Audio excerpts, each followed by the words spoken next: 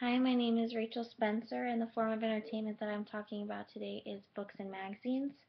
There's a strong perception among many adults that young people aren't reading anymore, and although I am one of those young people, I probably would have agreed that reading is on the decline, but I would also have to say that the ways in which we're reading now are significantly changing. But it says that reading for fun is still a surprisingly popular activity among young people, although one suspects that reading for school may fall lower on the list.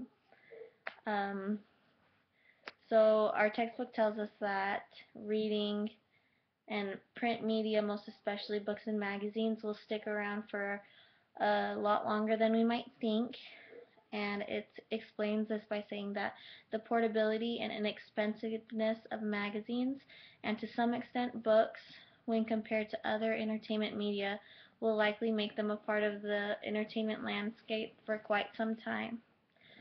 This is for a variety of reasons, both for books and magazines. With books, it says that novels can engage media consumers in their stories like few other media can.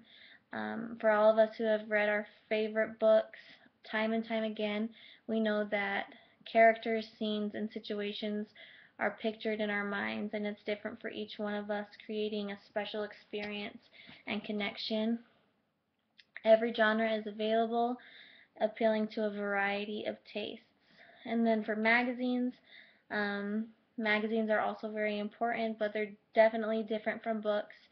Magazines help guide people in their social behavior and to better understand what the culture deems standard or normal. Not only are they more visually appealing than newspapers, their length allows more depth in stories. I also believe that a big part of the differences between magazines and books is that magazines definitely have a target group of consumers. Each magazine appeals to a different activity or a different type of person. But of course, both of these areas are changing a lot, especially with our um, technologies today. And now reading is not just confined to print media, whereas um, back in the day you would show off your libraries with all your books, or when you were sitting on a train or somewhere in line, people would have their books out reading, whereas now people just have their smartphones or their iPads or their Kindles. So it's definitely changing, but it says that because reading is not confined to print media, much reading takes place online now too, and there are even novels for cell phones. Although the articles may be shorter and there may be different reading patterns than print media, reading is still an important element of media consumption online. With the growing popularity of tablet computers and better screen resolutions, it's likely that reading online or from electronic devices will only increase.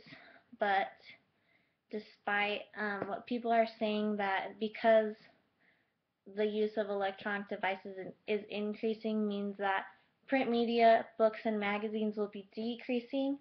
You can't really say that that will happen one way or another. I personally think that there's a special connection that people have with books that will never go away. The same thing is true with magazines. So I guess it will just be interesting to see what happens. Thanks.